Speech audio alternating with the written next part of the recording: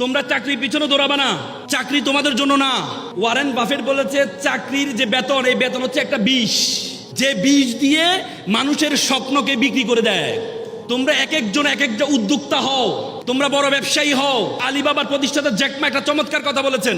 তিনি বলেছেন একটি বানরকে যদি বলা হয় একটি কলা দিয়ে আর $100 নোট দিয়ে তুমি কোনটা নিবে, বানরে কলাটি গ্রহণ করে নেয়। বানর কিনে না, $100 নোটই নেয় না, কারণ বানর জানে না $100 দিয়ে শত শত কলা কিনা সম্ভব। তেমনি তরুণ প্রজন্মকে যদি বলে তুমি কি ব্যবসা করবা নাকি চাকরি করবা, তরুণ প্রজন্ম চাকরিটি গ্রহণ করে নেয়। তরুণ প্রজন্ম জানে না ব্যবসা দিয়ে শত শত মানুষকে চাকরি দেওয়া সম্ভব। এই জন্য তোমরা ব্যবসা করবা। ইসলামের যে 12 জন আশারে মুবাশশারা 10 জন যারা জান্নাতের সুসংবাদ পেয়েছে, তাদের মধ্যে 8 জন ছিলেন ব্যবসায়ী। এবং আমরা সিন্দাবাদের গল্প শুনেছি, সিন্দাবাদ আরব থেকে আসতেন ব্যবসায়ীরা। আজকে আমাদেরকে বলেছে ফকির থাকো, আমাদের মাথায় ঢুকিয়ে দেওয়া আছে ফকির থাকো, চাকরি করো। কিন্তু না, ইসলামের আল্লাহ রাসূল একটা ব্যবসার কথা কোরআনে সরাসরি আছে, সেটি হচ্ছে ব্যবসা। বলেছে আহাল্লাল বাইয়া ওয়া হারামার রিবা। এই জন্য তোমরা গরিব, তোমাদের মাথার মধ্যে ঢুকিয়ে দিয়েছে চাকরি করো না, তোমরা এক একজন উদ্যোক্তা হবা, এক একজন ব্যবসায়ী হবা। যদি ব্যবসায়ী হতে পারো তাহলে তোমরা এক এক জায়গায় গিয়ে রাজ করতে পারবা।